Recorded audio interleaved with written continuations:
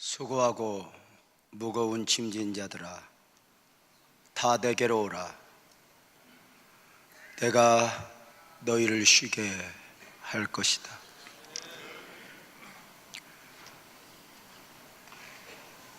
주님의 부르심 앞에도 사람들은 주님의 부르심보다는 세상의 부름 앞에 자신의 인생을, 자신의 삶을 맡기곤 합니다.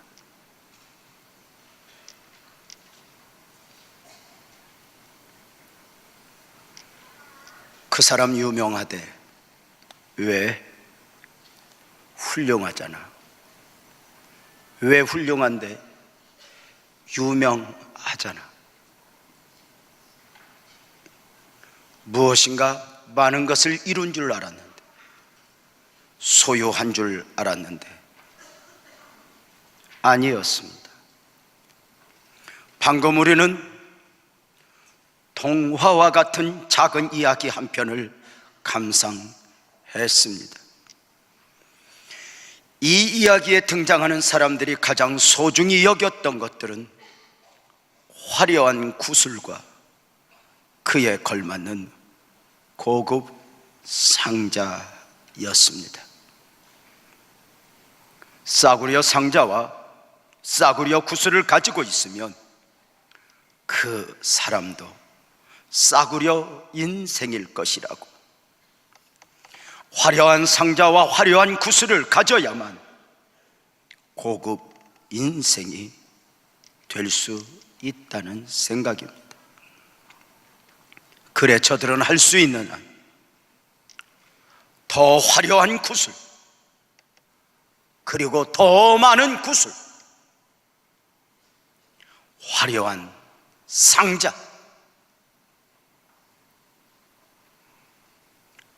더 많은 상자를 갖기 위해 몸부림을 치며 살아가곤 합니다. 그렇게 이 대한민국이 달려왔습니다.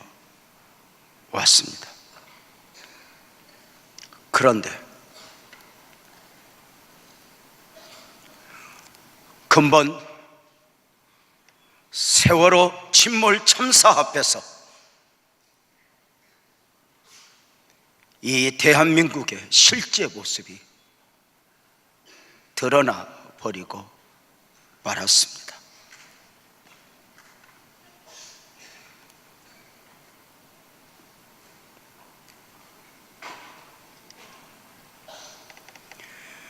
세월호 침몰 사건 앞에서 이 대한민국이, 이 조국이, 아니 우리 각자의 모든 사람들의 삶이, 인생이 오염되어 버렸다는 것을 확인하게 되었습니다.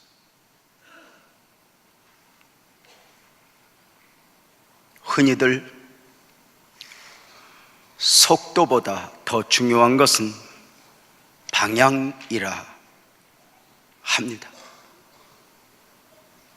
대한민국은 지금까지 더 빨리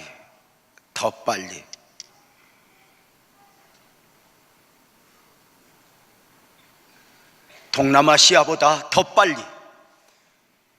일본보다 더 빨리 달리기 위해서 온 대가를 지불했습니다. 그리고 결론은 빠른 것이 아닐 수 있었구나입니다.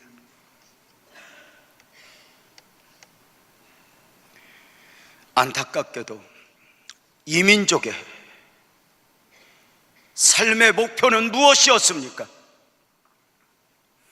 언젠가부터 잘 살아보세, 부자 되세, 잘 살면, 부자만 되면 우리네 삶에 있어지는 모든 문제는 저절로 해결되는 줄 알았습니다. 그래 우리는 잘 살게 되었습니다. 세계 열방이 부러워할 만큼 화려하게도 되었습니다. 그런데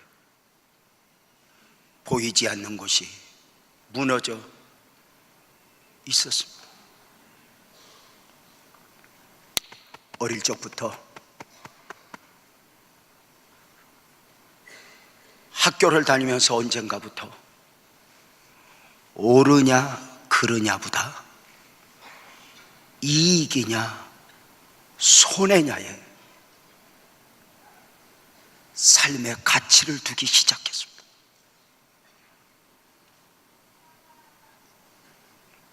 학교 교육이 이익이냐 손해냐에 매이는 순간 윤리, 바른 생활, 역사는 더 배울 필요가 없어져 버렸습니다. 당장 눈앞에 이익을 줄 수 있는 계산이 가능한 영어, 수학, 이 공부가 최고였습니다. 언젠가부터 젊은이들이, 어린아이들이 학교를 다니면서 옳으냐 그르냐가 아니었습니다. 이익이냐 손해냐.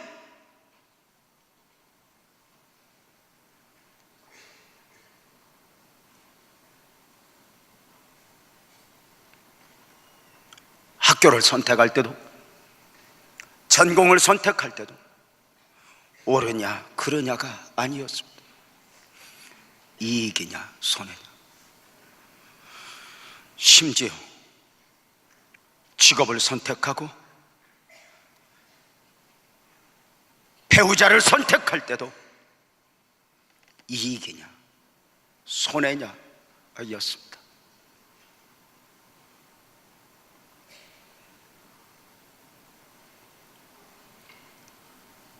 이 삶의 습관이, 어릴 적부터 배워왔던 그 삶의 습관이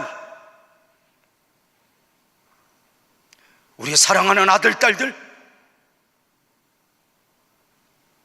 가두어 침몰하는 세월호 참사 앞에서도 이익이냐 손해냐를 계산하기 시작했습니다.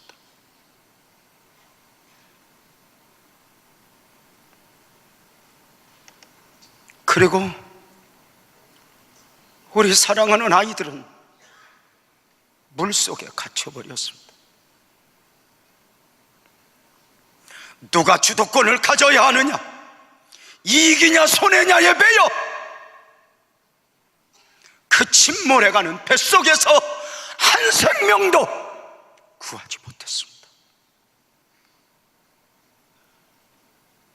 이익이냐 손해냐에 매이니 생명의 존엄성도 놓아버렸습니다.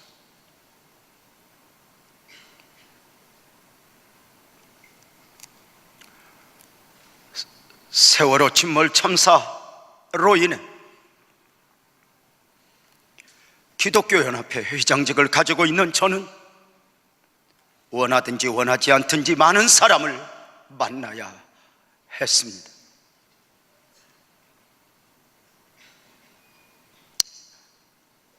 그 어느 곳에도 해답은 없었습니다.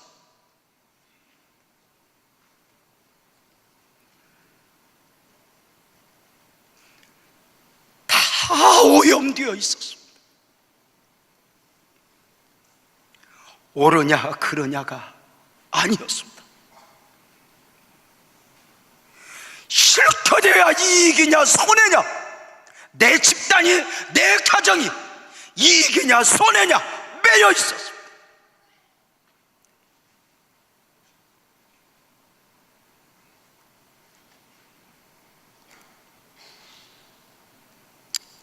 교회마저 오염되었습니다. 국가와 교회는 이익을 창출하는 것이 아닙니다. 가치를 창출하는 곳이어야 합니다.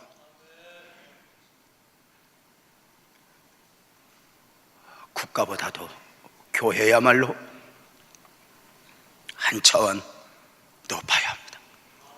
교회는 중요한 결정을 내릴 때, 선택을 할 때 이익이냐 손해냐, 이것이 기준이 되면 본래 교회의 모습을 상실하게 됩니다. 주님은 한 생명을 위해 하나님이신 자신을 희생하셨습니다.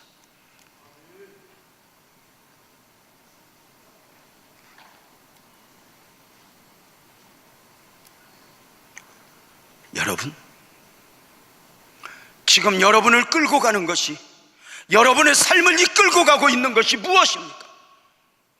우리는 어느 순간부터 운전하고 가다 신호 앞에서도 옳으냐 그르냐보다는 이익이냐 손해냐에 갈등하곤 합니다.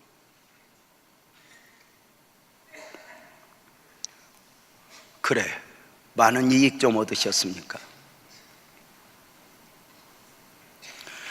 그래, 화려한 구슬과 고급 상자들을 잔뜩 앓고 여러분의 삶이 비틀거리든 말든 주변에서 여러분의 삶을 인정해 줍니까?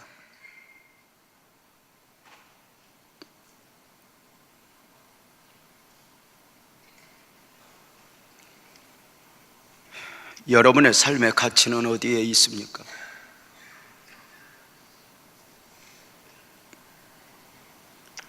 사람들이 흔히 쓰는 말 중에 옷이 날개다라는 말이 있습니다. 똑같은 사람이라 해도 무엇을 입었느냐에 따라서 그 품격이나 가치가 다르게 보인다는 것입니다. 그래, 사람들은 할 수 있는 한 좀 괜찮은 사람으로 보이고자 온갖 치장을 하곤 합니다. 몸에 걸치는 옷만의 이야기가 아닙니다. 사람들은 인정받고 싶어, 나를 드러내고 싶어, 수많은 종류의 옷들을 입고 살아갑니다. 학벌이라는 옷, 직업이라는 옷, 체력이라는 옷, 외모라는 옷 등입니다.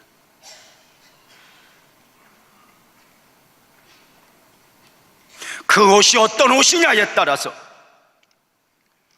어깨에 힘이 들어가기도 하고 괜히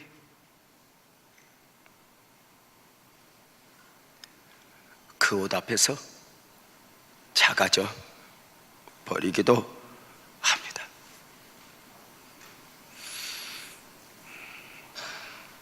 여러분은 어떤 옷을 입고 있고 어떤 옷을 입었으면 좋겠습니까?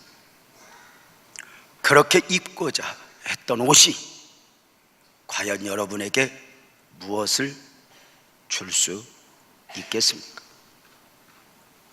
이익이냐 손해냐에 매이는 순간, 아까 스키 드라마 보셨지만 이익이냐 손해냐에 매이는 순간 하나님 앞에 가야 할 이유는 없어집니다.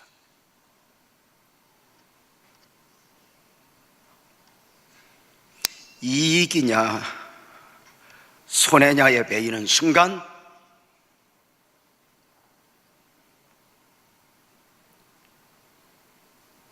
친구의 우정도 자신의 행복도 소멸되어 버립니다. 옳으냐 그러냐, 이익이냐 손해냐, 근본의 세월호 침몰 참사 앞에서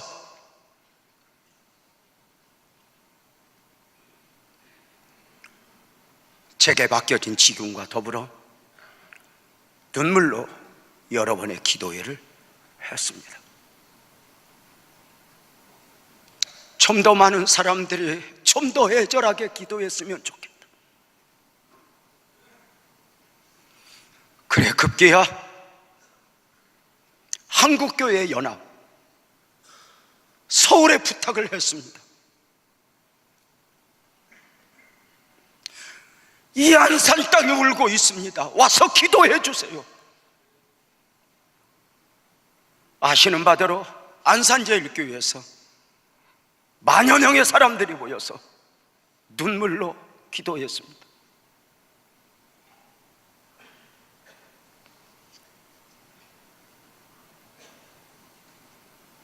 이익이냐 손해냐에 매이면 죄송하지만 지금도 여러분은 여기 앉아 있어야 할 이유가 없을지도 모릅니다.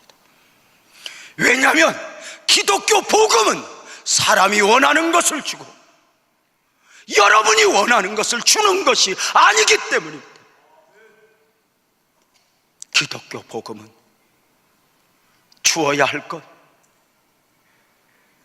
가야 할 길, 그들이 원하든 원하지 않든 구원이 이곳에 있으면, 생명이 이곳에 있으면 그것을 주는 것이지, 사람이 원하는 것을 주는 것이 아니기 때문에 처음 사람들에게는 옷이 필요 없었습니다. 옷이 없어도 학벌, 권력, 자격증 다 없어도 처음 사람은 행복했고 기뻤고 평안이었습니다. 그런데 인간이 죄를 지으면서 옷이 필요했습니다. 성경에 나타난 최초의 옷은 무엇이었습니까? 에덴 동산에는 두 종류의 옷이 있었습니다. 먼저는 아담과 하와가 입었던 무화과 잎으로 만든 옷이었습니다. 이에 그들이 눈이 밝아져 자기들의 벗은 줄을 알고 무화과 나무 잎을 엮어 치마로 삼았더라. 최초의 사람 아담이 죄인 된 후에 스스로 만들어 입었던 옷입니다. 이 옷에 만들어진 배경은 하나님께 죄를 지은 인간이 자신을 가리기 위해서 만들어 입은 옷입니다. 에덴 동산에 있었던 또 하나의 옷은 하나님께서 만들어 입혀주신 가죽옷이었습니다. 여호와 하나님이 아담과 그의 아내를 위하여 가죽옷을 지어 입히시니라. 무화과 잎으로 만든 옷이 인간 자신의 수치와 두려움을 가리기 위해 만들어진 옷인데 반해 가죽옷은 죄와 사망 안에 들어가게 된 인간을 위해 하나님의 은혜로 지어진 옷이었습니다. 가죽옷, 그 의미는 하나님의 긍휼입니다. 가죽옷은 범죄한 이후 대책이 없는 인간을 향한 하나님의 무한한 사랑과 자비하심을 나타내는 것이었습니다. 아담과 하와는 선악을 알게 하는 나무를 먹고 죄인 되어 벗었음을 알게 되었습니다. 그 벗었음을 알게 된 아담과 하와는 그 벗었음을 가리기 위해 무화과 나무 잎을 엮어 치마로 삼았지만 자신의 부끄러움과 두려움을 감출 수가 없었습니다.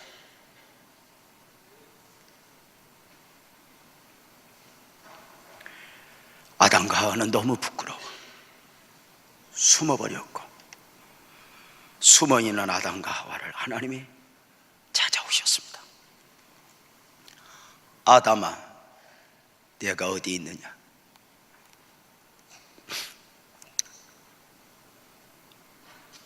아담 앞에서 아담을 묻습니다. 아담아, 내가 어디 있느냐? 아담이 어디 있는 줄 몰라 물으셨겠습니까? 아담이 선악과 먹은 것을 몰라 물으셨겠습니까? 아담아, 내가 어디 있느냐? 너 뭐하고 있니? 너 선악과 먹었니? 너 지금 네가 원하는 것 가지는 순간 너 어떤 존재가 되어 있느냐 묻는 것입니다. 사랑하는 여러분, 여러분은 혹시 하나님으로부터 이 질문을 받으면서도 수없이 외면하여 여기까지 오신 분이 있는 것은 아니십니까? 여러분이 무엇인가 할 때에 유재명, 내가 어디 있느냐?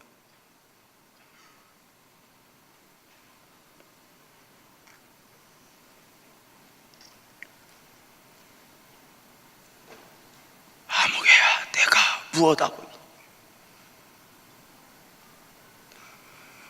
지금 하나님의 부르심을 더 화려한 상자 구슬을 얻겠다고 외면하고 있는 것은 아니십니까?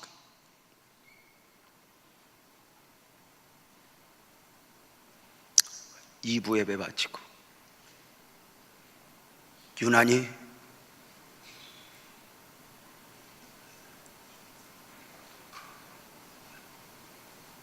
눈물을 흘리며 가는 분이 있었습니다.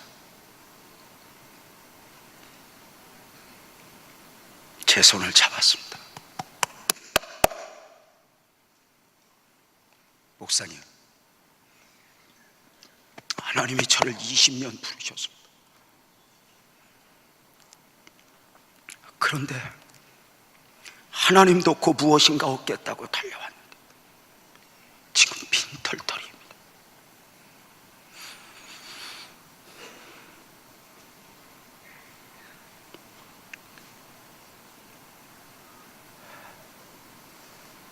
하나님의 소리를 들었지만 내가 벗었으므로 부끄럽고 두려워 숨었다고 고백합니다. 여기 죄로 말미암은 수치는 다른 사람 앞에서가 아니라 스스로 앞에서의 수치를 말합니다. 사실 사람이 죄를 짓고 죄인이 되면 다른 사람에게 느끼는 수치와 부끄러움보다 먼저는 자신 안에서 수치와 부끄러움을 느껴야 합니다. 그런데 여러분, 마지막 때가 되면, 말세가 되면 어떤 현상이 일어나는지 아십니까? 양심의 화인을 맞아 자신 안에서 부끄러움, 두려움은 사라진 채 9시 뉴스가 두렵고, 추적 60분이 두렵고, PD 수첩이 두려울 뿐입니다. 언젠가부터 삶의 이유를 내 자신 안에서, 하나님 안에서 찾는 것이 아니라 누군가의 시각 앞에서, 세상의 조건 앞에서 나를 보기 시작했습니다. 여러분, 한번 물어봅시다. 여러분이 지금 죄를 짓지 못하는 이유는 지으면 안 돼 이래서입니까? 혹시 들킬까봐? 못된 짓이라도 와서 무엇인가 갖고 싶은 거 갖고 싶은데 절제하는 이유는 그래도 여러분 안에 양심이 있어서입니까? 아니면 더 큰 대가를 지불할까 두려움입니까? 이익이냐 손해냐에 매이면 진리의 도당인 학교에서도 시험지를 훔칩니다.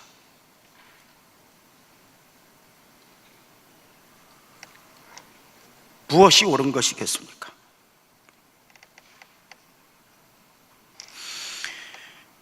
아담이 느꼈던 두려움 역시 하나님으로 인한 두려움이어야 했습니다. 죄는 하나님 앞에서입니다. 죄를 짓고 인간끼리 서로 해결을 보아서 해결되는 것이 아닙니다. 죄의 심판을 형무에서 받았다고 해서 해결되는 것이 아닙니다. 죄는 하나님 앞에서입니다. 그런데 어느 순간 인간들이 양심도 외면할 뿐만 아니라 하나님을 외면하여 하나님을 두려워하지 않습니다.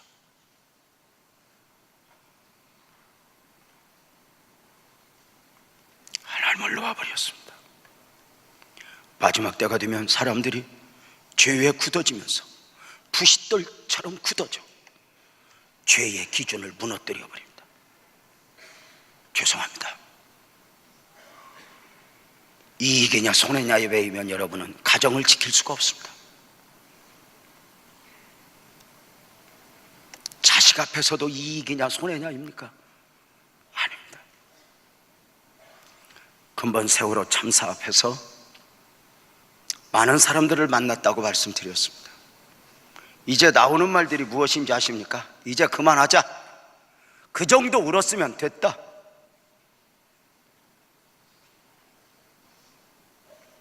덮자고 바랍니다. 그만 끝내자고 합니다.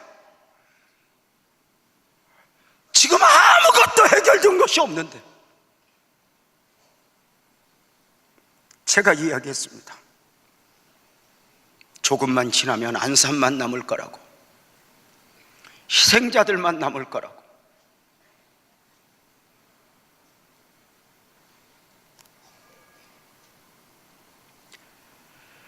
이익이냐 손해냐?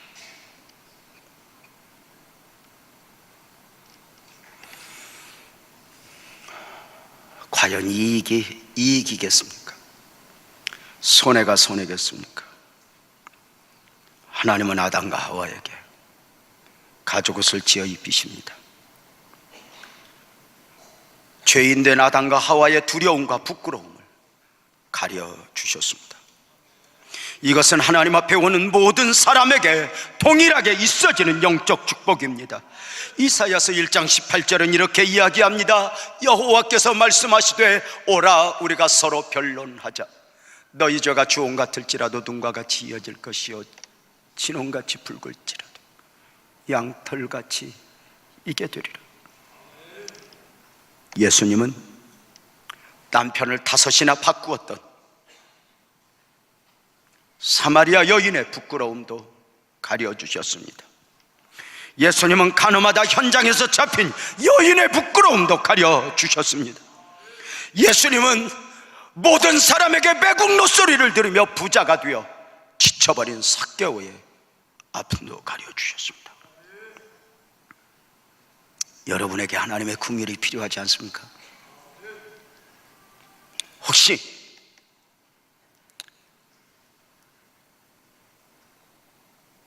여러분의 손을 잡아주시고자 떼미시는 주님이 느껴지지 않습니까?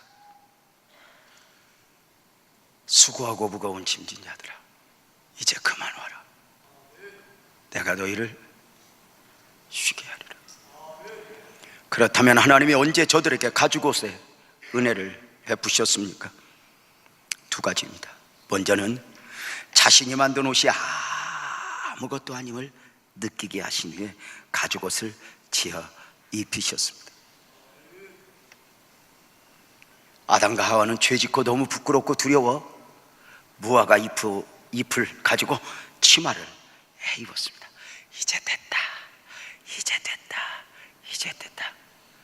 그런데 이게 웬일입니까? 어떤 목사님이 이것을 제가 표현하는 것을 들었습니다.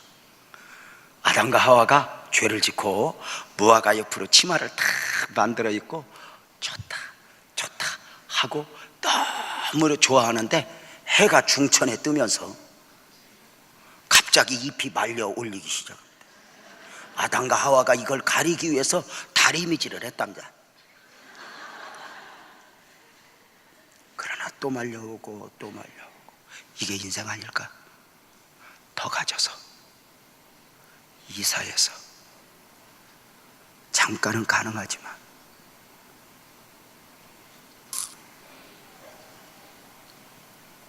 그것이 해답일 수 있겠습니까? 아하, 나는 곤고한 자로다. 이 사망의 몸에서 누가 나를 구원해낼까?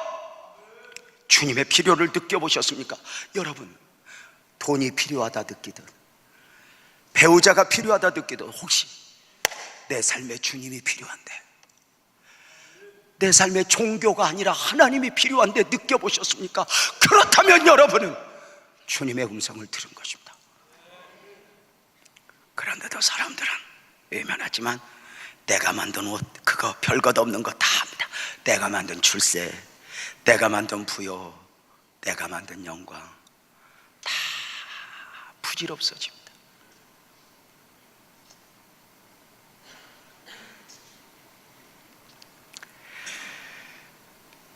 하나님은 언제 가죽옷에 은혜를 입히셨습니까? 죄의 결국을 깨달은 후에입니다. 아담은 마귀가 유혹하는 대로 너 이거 먹으면 하나님같이 된다, 너 이거 먹으면 미국같이 된다, 너 이거 먹으면 저 유럽같이 된다. 먹었는데 아담은 생각했던 대로 된 것이 아니라 그의 삶은 지옥이었습니다. 죄와 사망이었습니다.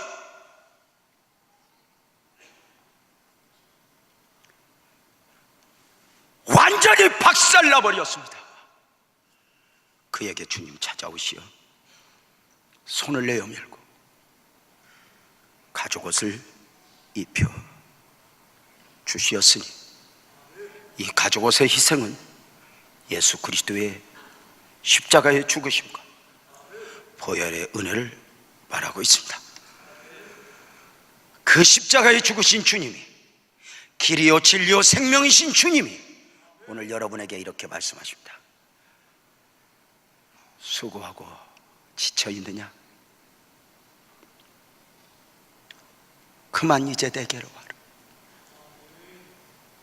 내가 너에게 유일한 길이고 유일한 진리고 유일한 생명이라.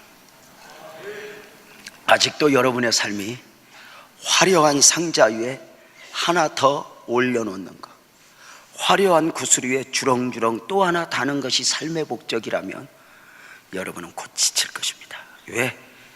잠깐 기뻐하는 중에 어딜 가보면 여러분보다 더 높은 상자를 가진 사람, 화려한 구슬 가진 사람은 많이 있습니다. 거기에 삶의 초점을 맞추는 순간 여러분의 내면은 텅 비어버릴 것입니다. 여러분의 공간을 채울 수 있는 분, 그분은 한 분입니다. 주님을 영접하십시오. 주님을 품으십시오. 세상은 자격증을 따거나 무엇인가 자격을 가지고 가야 됩니다. 그런데 우리 하나님 앞에는 처음 만들 때부터 무엇을 가져야만 하는 존재로 만들지 않았습니다. 아까 스키 드라마에서 보신 대로 나는 네가 그 상자 없을 때가 더 좋았어. 나는 네가 구슬 없을 때가 더 좋았어. 그리고 마지막 그는 이렇게 깨달았습니다. 내가 보는 나도 상자 없을 때, 구슬 없을 때가 오히려 좋았어. 하나님이 내게 전부였을 때. 주님이 다시 말씀하십니다. 아담아 어디 있니? 최명아 어디 있니? 너 아직도 그렇게 빨리 달려가야 하니? 아직도 유익에 너 자신을 맡겨야 하니?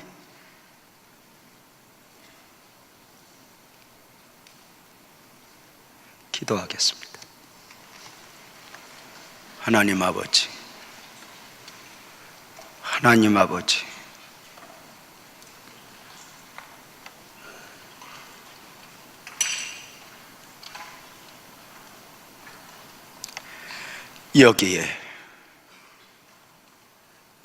여기에 주님이 아니면 안 되는 사람들이 많이 있습니다.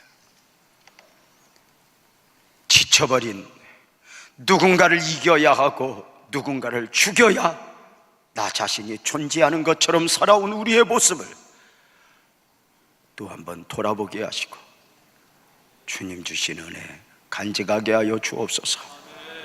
너 내게로 오라, 함께 오라. 내가 너희를 쉬게 하리라. 예수님의 이름으로 기도하옵나이다.